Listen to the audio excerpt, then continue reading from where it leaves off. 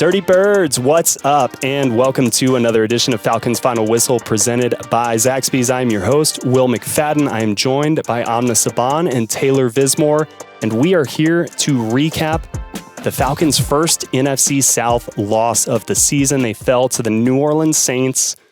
God, that hurts to say. 20-17 on the road. They fall to 6-4 on the season and 4-1 in the division. First loss. It's kind of crazy again to say 5 games in, that's their first loss, which is a good thing. But today it doesn't feel, like it's about the good. This is, again, another game in which after they've started 6-3, they have failed to move to 7-3 and win that next game. They still have not done that since 1980, which is another crazy stat. But honestly, the Saints made the plays and the Falcons didn't in this one, Taylor. When we look at the missed field goals, the explosive plays that, the Saints were able to hit early in this game, it kind of did feel like it really came down to a handful of plays that the home team made and the visiting team didn't. Yeah, I think obviously when you go down to New Orleans, it's always a topic, whether it's the Falcons or the Bucks or the Panthers or any of the other 31 teams in this league. It's always a tough place to play. It doesn't matter if they're 2-7 or 7-2. It doesn't matter. It's always a tough place to play. And then playing in the rivalry matchup, it's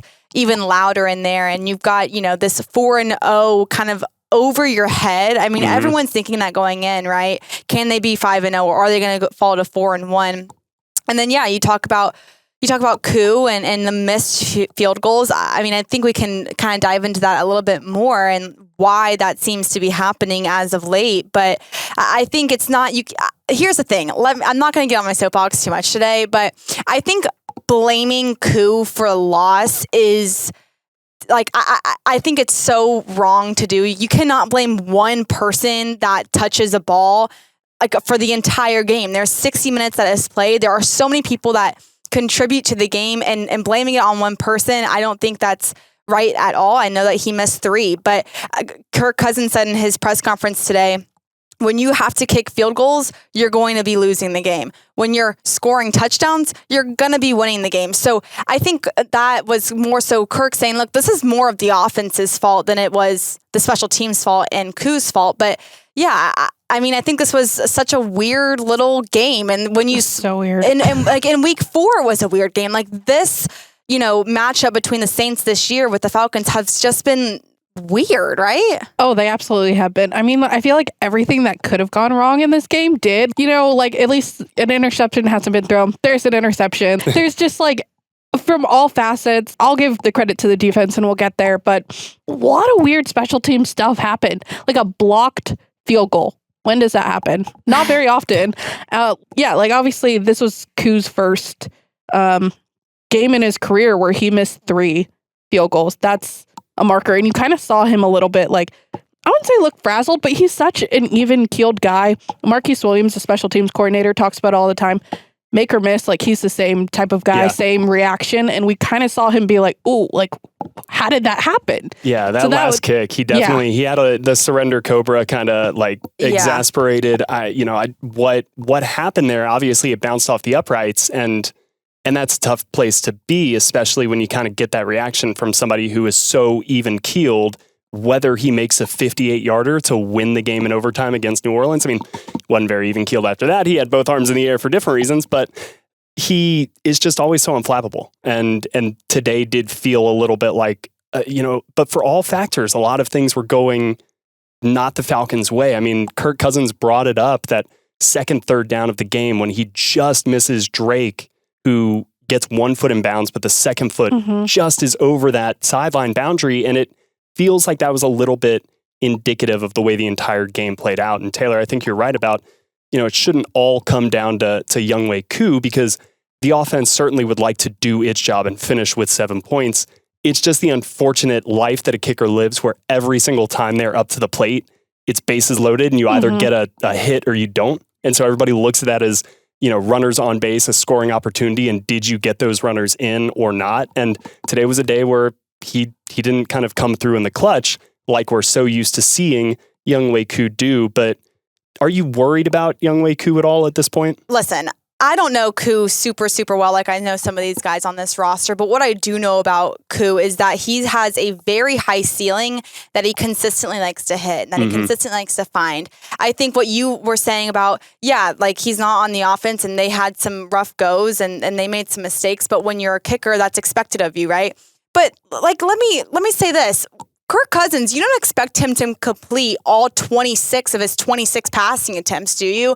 You don't expect Darnell Mooney to catch every single pass that's thrown to his way. You don't expect Jesse Bates to have 3 pass breakups and an interception every single game. What I'm saying is, I'm not saying let's bring down our expectations of Koo, because he's the one that set our expectations so high. But it's like, I think that in every game with every player, you have off days and you have great days. You have walk-off days where you can't miss, even if you're going from the 50-yard line, like you can't miss, the uprights. So I'm not worried about Koo. And I think if you are worried about Koo, I just need you to all all together, breathe in and breathe out, take a moment, take a breath, because what this Falcons offense is not doing is scoring in the red zone and getting out of those, field goal needed opportunities. And when you zoom out, you look at the first Saints game, why did they win that game at the end? That was because of Younghoe Koo. Raheem said it after the game. He said, I have all the confidence in the world in Koo. Had an off day, shoot or shoot. Those are, along the lines of the things that he was saying. And you kind of have to, I feel like Koo's given this coaching staff, fans, this franchise, the benefit of the doubt to say, hey, I'm not going to, I can be really good. Let me show you that I can be really good in the next one. But I don't think that there's a trend developing, but when you start to see that trend, that's when you can start really poking those questions. I don't think we're there yet. Yeah, and something to note about Koo too, about his story, if you are not familiar with his story of being an NFL kicker, he was cut when he first got into the NFL. Yeah, he was cut by the Chargers, and he actually took time off from the league and being part of a team, and he went to a trainer and learned the mentality of being a kicker and not letting everything weigh you down and not letting every single kick be a Super Bowl moment for you. And he learned the mentality of it. And then obviously he came in with the Falcons. He got on the team and he's done such an amazing job. So I think if you know that story about Koo, you understand that, he's dealt with some adversity, but he also takes the adversity and says, I'm going to learn from this. This is no one else's fault but mine. The missed kicks, those are my fault. I have to figure out what I'm not doing right, what maybe Liam McCullough isn't doing right, whatever Bradley Pinion isn't doing right, what the three of us are not doing correctly in order to get the ball through the uprights. And I think, like you asked, obviously, I'm not worried about Koo at all. I think that he's such a competitor that he'll figure it out. Yeah, I think that he has been so steady, ever since he kind of did work on his routine, on that mentality. He's been so rock solid. And the thing that I really hate to see is kind of on social media when, 2 months ago, you've got everybody just like, Koo is money. He cannot miss. He is the GOAT. He's the greatest. I literally tweeted at Marvel being like, make Younghoe Koo a superhero, you cowards. So that's where we were at all right, well. At one point. I know, right? And now for everybody just to be like, get him out of here. I hate that. That's not what this is, guys. You are, to your point, allowed a bad day or two, but the key is just not to let them build. And it does stink to kind of see, again, in a game that was so tight, these were some of the missed opportunities where the outcome could have been swung in a totally different direction. But somebody who made those opportunities when he got them was Marquez Valdes-Scantling. Nobody saw this coming. No. He has not been on the Saints for very long. They were obviously without Chris Olave, Rashid Shaheed in today's game. And yet Marquez Valdes-Scantling had 3 receptions for 106 yards and 2 touchdowns. Crucially, they were all in the first half. The explosive 40-yard touchdown catch, 1 in the red zone. I mean, Amna, did you see him coming at all? And what did you think when he was just starting to cook in that first half? Was it like, oh no, this is going to be a long day and who saw this coming? No, I did not see this coming. I ended up looking up his stats later on and I was like, oh, okay. So he's had a couple of good seasons with Green Bay, led the league in yards per reception one year. And I'm like, okay, this is why he's getting, he knows how to get these. Yeah. He knows how to get these chunk plays. I mean, I felt like the Falcons secondary definitely had a chance to kind of assert themselves in a way that they haven't in previous games, just based on the injuries. But they did in the second half. Yeah. They changed to his block, who was targeting him. I mean, they put AJ on him, and obviously that shut him down. But kind of, not to like interrupt here, but I think what you're getting from this player in particular, you have to look at the big picture here. They have an interim head coach, meaning come January, when the season is over for them, their entire coaching staff is changing. They are bringing an entirely, they're bringing a new vibe, like not even in January, right now. Yep. The way that Rizzy has come in and changed every single thing from the top to the bottom in terms of practicing and the culture of this building, it's changed. And so what's going to happen in January, everyone's going to clean out their locker and then they're going to get an invite back to come for training camp. And what he's saying right now is, I'm not going to just prove it to you in training camp that I can be on this team. I'm going to prove it to you now that I am an impact player on this team like I was in Green Bay, and I am still the guy from Green Bay, but on a different team with a different helmet on. Yeah, you talk about the impact. I mean, that 40-yard reception came with Jesse Bates, Justin Simmons, and AJ Terrell in coverage. I mean, you literally couldn't pick a better three out there to be on one guy, and yet he was a couple yards behind all of them in the end zone. And so he had a huge day. The Saints needed him to have a huge day. Otherwise, there was that 88-yard touchdown by Taysom Hill on the first drive that gets called back. There was a potentially big play that Alvin Kamara dropped later in the game. But outside of that, the Falcons defense did a decent job, I think, limiting the Saints' kind of possessions. But again, it comes down to those handful of plays. And when you've got some missed opportunities from Atlanta and some made explosives by the Saints in a rivalry game, on the road against a team that had all the urgency in the world, to your point, Taylor, coming into this, that's going to be the difference. And it is very clear that there are some things that you do need to get cleaned up moving forward. And I think part of that is, as it continues to be, the pass rush. The Falcons once again had no sacks. They did get a little bit of pressure on Derek Carr at times, but honestly, it didn't feel like they were affecting him all too much. Amna, what'd you see out of Atlanta's pass rush? What I've seen for most of the season. It's been a topic of conversation for weeks and weeks. It's like every time, we go into the press conference with Raheem or Jimmy, like it's going to be asked about and they're going to have to answer it. And we saw last week them kind of like show a glimpse of like what this could be. Like it wasn't definitely those floodgates that they've been talking about. They didn't completely open. They still said, like Jimmy said after last week, that there's still a lot of meat left on the bone, and you can't help but feel like it's the same thing again. So you're really trying to find out, what can work there. They tried some different rotations last week. We saw that again in this one. Arnold Ebiketie and James Smith-Williams started. You're still missing Lorenzo Carter, but when you look at the personnel, it's like you can switch it up as much as you want, but you're still getting the same results. Yeah. Yeah, I think, looking at last week, you left that game, and looking towards this week, you left the game asking yourself, is that pass rush from week 9, the pass rush that we've been waiting to see, is this who they are, what they're going to make out of who they have in terms of personnel? Or is that just a glimmer? Is that just a flash in the pan moment that's just going to be a week 9 great game, and then we're going to go back to not doing a ton? There's a stat from Next Gen Stats. Thank you, Will McFadden. The Falcons defense blitz more in this game, or their second highest rate of this season in week 10 against the Saints, but only generated 2 pressures when blitzing and failed to record a sack.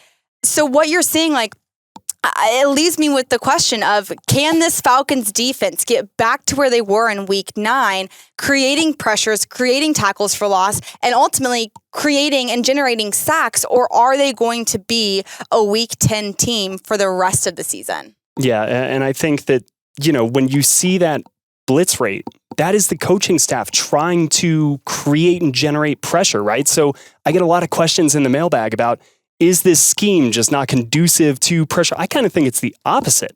I kind of think when you see Caden Ellis getting the amount of pressure that he does from an off-ball linebacker position, that is the scheme working to utilize a player who has a unique skill set in the appropriate way. When you are seeing, hey, we need to manufacture and generate some pressure on Derek Carr, they are sending extra guys to do just that. And I think Raheem Morris has been correct at times this season when he has pointed to some of the production and said, we need the players to kind of do what we expect of them a little bit more. I don't think he's throwing anybody under the bus by any means. I just think he's trying to hold guys accountable.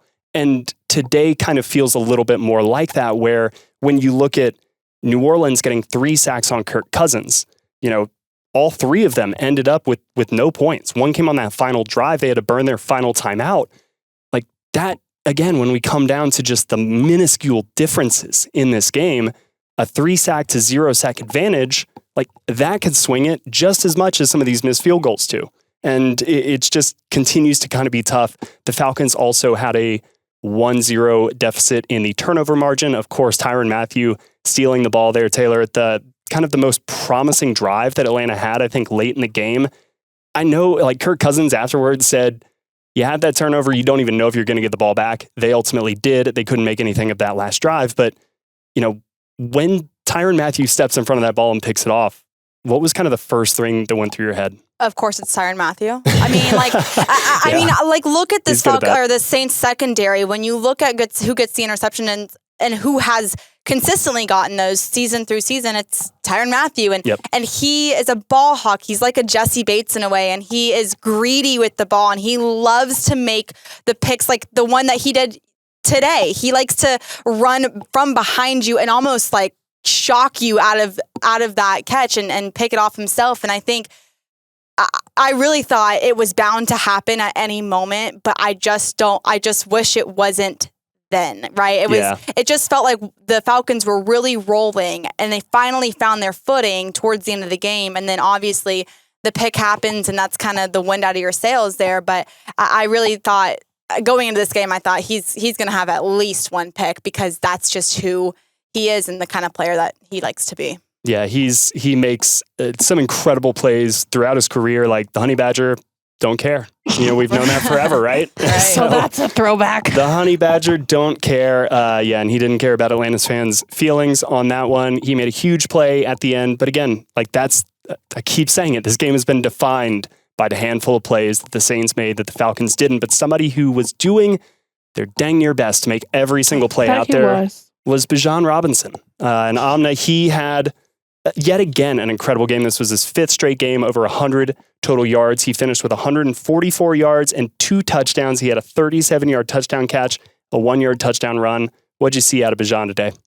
I'm seeing a guy who's just looking so much more confident and comfortable. And you see it throughout this entire season. And you can almost go back to the last time they played the Saints in that final game. And he had a breakaway.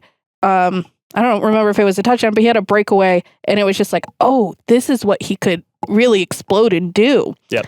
So for him to, have like a season high rushing yards and 2 touchdowns, now he has more rushing touchdowns than he had his entire last season.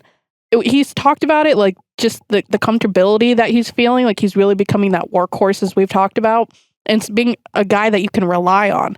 And especially when things aren't going well, for someone to have a little bit of a bright spot and like to get you in position to have a chance to win when things aren't going well and going your way the entire game. That's definitely going to prove to be important as he keeps developing. And you just, sky's the limit for this guy. Today's episode of Falcons Final Whistle is brought to you by Zaxby's. And after a long game, when I'm tired and I need to refuel, I turn to Zaxby's. Their marinated, hand-breaded, fried to perfection chicken fingers, they hit the spot every time. Get yours with seasoned crinkle fries, a nice drink, and whichever of their 12 signature sauces you're feeling at the moment. But it always hits just right. So next time you need to refuel, go get yourself some Zaxby's. We've talked about expectations a lot during this podcast, and I think what the stat of, this is his 5th consecutive 100-yard rushing game this season, that is the expectation for him. The expectation is to have a lot of rushing yards and to score touchdowns now. That going forward is the expectation of Bijan Robinson. I think, we could kind of talk about him all day long and how special of a player that he is, and the yards after contact that he produces. Yeah. But I think that at this point now in his sophomore season, if you will, this is the expectation. This is why the Falcons brought you in 8th overall out of Texas. This is what we want to see from you game in and game out. Interesting. Okay. It sounds like you're a little bit more like cool, yeah, Bijan did that, but like, what else is new? You know, we expect this from him, and so that shouldn't necessarily be the thing to hang your hat on in a loss like this. I mean, like, listen, I think it's great. Yeah, great. Go Bijan for getting 2 touchdowns. But I think, you know, I learned something from Matthew Judon this year when I've sat down with him a couple of times, and I asked him, it was after Tampa Bay week 5. And I asked him, I watched him on the bench, and Koo comes out, and I mean, Matthew Judon could not look less interested, just like, whatever, like, it's fine. And so I asked him about it, and he said, look, Koo has to get paid too. Koo has a job to do, and he gets paid, and that's what we expect Koo to do. And, you know, I was thinking with the pass rush, like, well, they're getting paid to sack the quarterback. Where is that coming from? And Bijan Robinson, he's getting paid to rush and rush heavy and get a lot of yards and make touchdowns. They drafted the guy from Texas. Go back and watch his tape from Texas. That's who he is. And so I think, yeah, you give him your rookie season and you let it figure it out a little bit, the footing of the NFL and how you play in the NFL. And then you see that come to life your sophomore season. It's like, that is who we drafted, and that's what we expect from you week in and week out. Yeah, and it is great to see him morphing into this player. But again, it was a little bit of all for naught. And looking at, like, it is wild when you look at kind of the overall breakdown of this game. The Falcons had 25 first downs. The Saints had 14. The Falcons had 468 total yards. The Saints had 365. The Atlanta had 181 rushing yards to New Orleans 96. In a lot of these metrics, Atlanta was the better team. And yet that's why, again, I keep circling back to just those missed opportunities and those moments. And we do trust Atlanta to, I think, have the players who come through in those clutch situations, right? Kirk Cousins has shown he can do it. Drake London, Darnell Mooney, they've shown they can do it. Younghoe Koo has shown he can do it. So it's unfortunate that Bijan kind of felt like the player, and that's not to take away from Drake London or Darnell Mooney, who both had over 90 yards receiving again today. Kirk Cousins went over 300 yards. Like, guys had good games, but it did feel like Bijan was the one that showed up ready to take this game over. And, you know, unfortunately, it didn't go that way. But were you interested, Amna, afterwards when Raheem Morris kind of took a little bit more of a positive spin on this game and kind of seeing him go to bat, I think, for his players and the way that they made a fight of this, when at halftime it felt like, oh man, this was really maybe the worst case scenario start for Atlanta. Yeah, they didn't have a pick six, as Taylor mentioned when I brought that up to her at halftime, but it just felt like a little bit of another, they came out flat game. And then to see them fight back and again have all these moments, did you buy kind of what Raheem was saying there, where it was, I'm proud of these guys for fighting back? Or are you still like, yeah, but you didn't ultimately get it done? It didn't completely surprise me, his reaction, because obviously as a head coach, that's kind of what you're going to hang your hat on. You're going to fight for your guys. You're going to feel like, you know, especially to the media, you're going to maybe say one thing in the locker room and say one thing. Yeah, we've been on the receiving end of some of those, right? In terms of, like, you know, being hard on guys and things of that sort. But for me, I didn't completely buy it, just because when you look at the Seattle game and them coming up flat, I compare it in the same way. And yes, they had a couple chances at the end of the game, but that's the thing. They had so many chances. Like, the defense finished the game with 4 consecutive 3-and-outs. They shut down Valdez-Scantling. Gosh, what a name. Scalding Balding. He didn't have any production in the second half. And then looking at third down, because that's the thing that the defense has been really great at, is conversions on third down, not allowing those. They had 71% in the first half. They finished with 38. They didn't allow another one. They had 5 in the first half, none in the second half. So the fact that they had these opportunities, Raheem said he was fired up about the fact that they did, but they didn't do the offense didn't do anything with that. Yeah, I think what was interesting about his press conference was him talking about the time of possession. And obviously at the end of the game, the time of possession, the Falcons had the ball for 35 minutes and 7 seconds, and the Saints had it for 24 minutes and 53 seconds. But he said it felt like they had the ball the entire first half. So I actually went back, I did the numbers, and the Falcons came away at the half with 14 minutes of possession time, Saints a little over 15. but it's the first quarter that is that enormous time chunk that the Saints took. In the first quarter alone, they had 11 minutes and 40 seconds of possession. That's crazy because Atlanta started with the ball. Yes, and the Falcons only had 3 minutes and 20 seconds with the ball. And so I think, and I kind of got on a little soapbox before we even started this podcast, I think what you're seeing from Raheem is him saying, listen, yeah, we lost this game, but it sounded to me, and what I took from it personally was we lost the game in the first quarter. We gave them the ball for almost 12 minutes of a 15-minute quarter. We gave them the ball for 12 of those minutes. That's wild. That's an enormous amount of time to have the ball, and I think that's kind of what he was saying. And I told you guys this too, is like, if your leader, the face of your team, the face of your franchise, cannot go in front of the media and say, listen, I still believe in this team. I still know what we're still on the same journey that we were on before the game started. We have the same plan. We have the same structure. We have the same messaging. If your leader cannot do that in one loss in your division, you have much bigger problems to figure out inside of the building than just the loss that you had.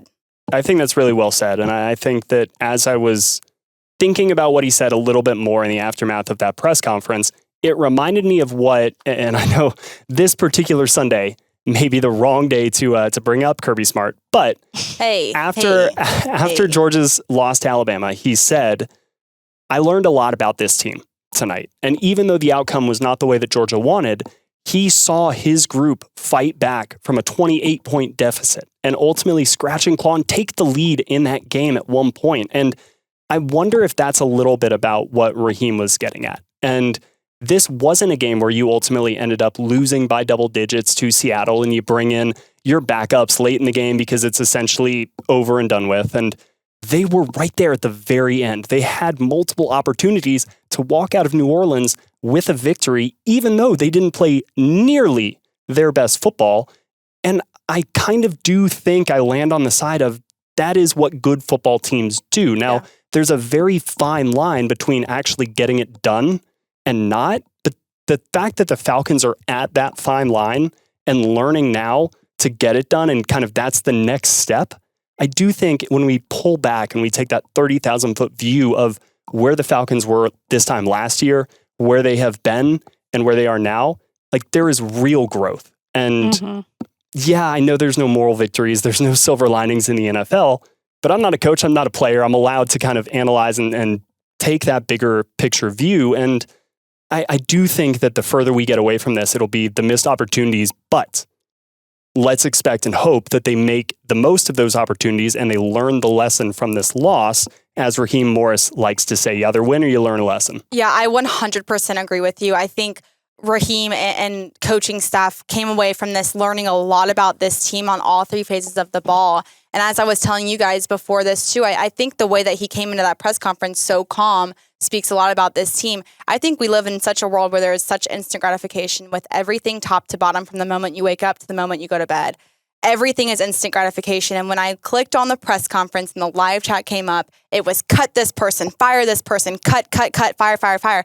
And I think what you're seeing in Raheem and that coaching staff is, we're not going to panic. We're not going to blink. They always say that, don't blink, don't panic. We're not going to do that. This is the NFL, and they all say it. Every single game is hard to win in this league. There's not an easy win in this league. And so we're not going to blink. We're not going to panic. And we're not going to cut anybody. We're not going to fire anybody. Everyone just take a breath, calm down. It's week 10. We're going to go on week 11. We're going to go up to Denver is what they're saying. And then we're going to hit the bye and we're going to come back a fresh and rejuvenated team coming into week 13. Yeah, I'm old enough to remember when everybody wanted to fire Kyle Shanahan after the 2015 season. So, you live long enough to see all of your takes become horrible takes. Right. Let's go ahead and really quick, before we get to kind of what we need to see change next week for Atlanta, I want to just update everybody on the closest to the pin results. Let's go ahead and start with me because I'm a loser. Once again, I am still just totally defeated, right. Just putting the L in Will every single week. I had Bijan Robinson rushing yards. I guessed 97. I wasn't far off. No. He finished with 116, which most weeks would be a close enough guess to get me. If you put Bijan Robinson in game for closest spin, it better be over 100 yards. Yeah, I mean, I think I learned that lesson. 97 is so disrespectful. You'll know for next time. And yet, when I said it, I was like, is this a little high? But no, I've learned my lesson, and we readjust our expectations. So Taryn had Kirk Cousins passing yards. She guessed 241. Talk about disrespectful. And Kirk finished with 306. But once again, it is our own Amna Subhan, who almost just got a hole in one. Let's go. I am going to give a little bit of a peek behind the curtain because I said 55. I did. I like double numbers. I like triple numbers. That's a weird thing about me. Yeah, I shamed her into changing and it. And she's like, you did. Will tells me, he said, wow, you did 55 for Tyler last time. Go 56. So I said, okay, fine. I didn't say what a 56. mentor. I said, you did 55 last time, and you said, okay, fine, I'll do 56. No. This is not. Amna, you have we to need to stand pull the tall. Raw audio of last time. I specifically remember you saying 56, and I wrote it down. I was girl, like, fine, if you're going to be 56. in a sports industry, you got to stand firm in your opinion. I will. See, I tested you. I will learn this lesson as the Falcons will learn the lesson from this game. There you go. Iron sharpens iron, and you'll learn a lesson for next time. But congratulations, Amna. Yeah. You now are you're leading 2-1-0 again. So don't listen to a loser. That is your lesson, Amna, is you shouldn't ever listen to me. Trap game. I don't know what I'm talking about. Exactly. All right, but let's get back to a more serious topic. What needs to change for the Falcons next week against the Denver Broncos to walk out with a win?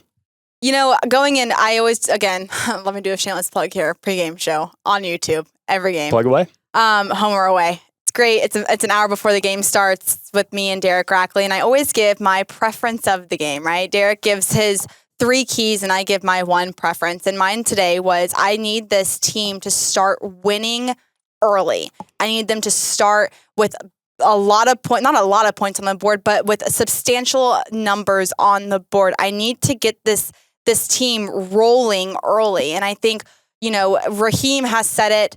Drake London has said it. A lot of these guys on this team on all phases and all sides of the ball have said, we're at the point in the season and we're at the part of this team where we need to start putting teams away now. And we need to start finishing games convincingly. We don't need to be doing these 2-minute drills anymore. We don't need to be in this 1 minute, 36 second drill anymore.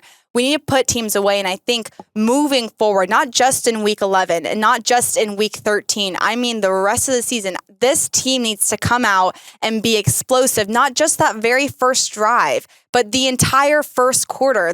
Why not the entire half, right? I think that's what's Atlanta struggles in, and I think you saw that today against the Saints. They really struggled in the first half, and then you're playing catch-up game, and that who likes to play catch-up? No one. And so I think moving forward, especially against Denver, I would like to see this team win and win early.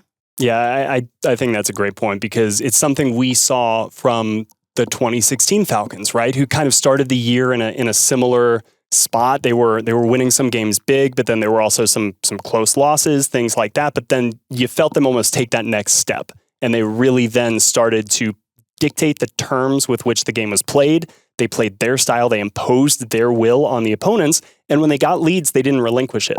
So I think that you're right. That's kind of that next step to cross that threshold and that line that I was talking about between being a good team who's in every single game and a great team who wins a lot of these games no matter which form they take. Amna, what's the next thing you need to see?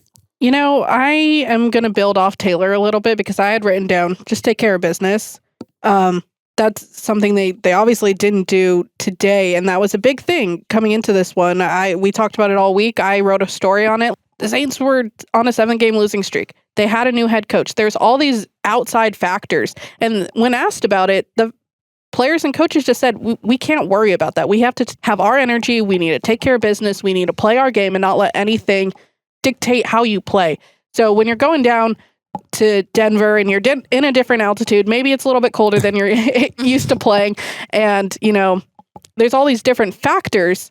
You can't let that change how you take care of your own business. So you're saying they need to take their game to new heights, literally. Ha, ha, ha. Are we competing with the New Heights podcast? I mean, I think we are now. Look out, Travis and Jason, we're coming for you. Oh, man. I think that they need to take care of their business. They need to just play a sharp all three phases. Like when they've won their games, it's been complementary football picking up the other. And this has been something that you could say honestly most weeks, but mine is going to be, you got to get the pass rush going. You got to get the pressures, because when you look at Bo Nix, and I say this knowing that Denver is 5th in sacks per pass attempt allowed, so their offensive line has been good. I think Bo Nix's mobility is probably more on par with like Baker Mayfield than some of these other quarterbacks that you've played. You're looking at me weird, Taylor. You don't agree? I mean, that's I haven't heard that comparison at all. I mean, I would love to hear you elaborate on it, but yeah, so I'm not disagreeing. I just haven't heard that comparison I don't think he's a before. True dual threat quarterback, but I think he's got the necessary mobility to turn, a blitz that you don't get home into a 16-yard pickup, right? If he kind of sneaks out. I don't know if Derek Carr has that. I don't know if Andy Dalton has that, but when you look at some of the quarterbacks that Atlanta's played, it's kind of like Patrick Mahomes, Baker Mayfield, Bo Nix is in that category of guys who aren't necessarily run first players. Like even Josh Allen probably falls in that category where his running is a weapon, but as a backup plan, it can still be dangerous. And so I think Bo Nix, his legs could hurt you, but his decision-making under pressure is really what I think you need to stress. I think you need to really try to force him into some bad decisions and then allow guys like Jesse Bates, who can bait a young quarterback all day long and go get some turnovers against a really good Denver defense. I wonder what kind of the overall scoring total will be in next week's game. So just like this one, if it's going to come down to a handful of plays, I think that getting your pass rush to pressure a young quarterback into maybe making mistakes against a veteran secondary, if that swings the outcome, but I think that's going to start up front more so than it's going to start on the back end. Sure, Jesse Bates can make a play or not. Like he's so good. Or Justin Simmons. Homecoming. Hello. Great points. A great point. I totally overlooked that. But yeah, like let's get both of the safeties a pick next week. I think that would really go a long way. I don't think any fan of the Atlanta Falcons would be upset if both safeties got a pick next week. I mean, that might be an egregious assumption. You're making some wild assumptions Mom here. always taught me what assuming does, and I won't let you guys know on air, but it's written in the words. So maybe there's some Falcons fan who's just an absolute hater of the secondary. He's just not into the back end of the defense. Breakup. I don't want an interception. Nothing flashy. Get the job done. We should mention because we brought up the secondary. Mike Hughes left the game with an injury. He did not return. Quan Graham also left the game with an injury. He did not return. We will update you guys on AtlantaFalcons.com Monday afternoon, kind of with the status of those injuries. We'll hear from Raheem Morris. But yeah, definitely the loss of Mike Hughes.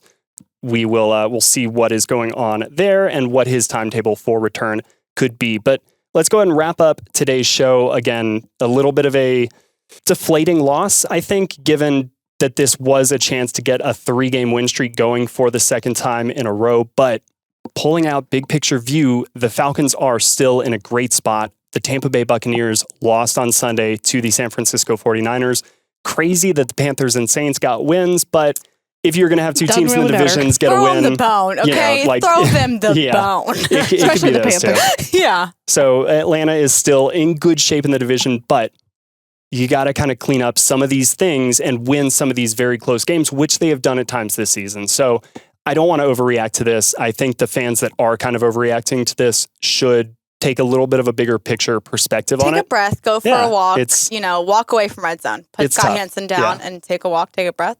I know it's the Saints, but we'll be okay. Yeah. I still think that this team is heading in the right direction overall. And I hope you guys will continue to stick with Falcons Final Whistle for the entirety of the season and hopefully the continuation of a playoff run and into the postseason. So please like and subscribe. Check out our YouTube channel, which has the incredible pregame show with Taylor and Derek Rackley, which goes up an hour before the kickoff. Hey, so now we still have a couple or one primetime game left. One locked in, but there's a few flexes late in the season, and who knows if the Falcons will be among them. But the way they're playing and have played so far, it's definitely a consideration. So yes, check out the pregame show 1 hour before kickoff. But that will do it for today's Falcons Final Whistle presented by Zaxby's. For Amna Subhan and Taylor Vismor, I am Will McFadden. We will see you all on Friday for our preview show. But until then, everybody, take care.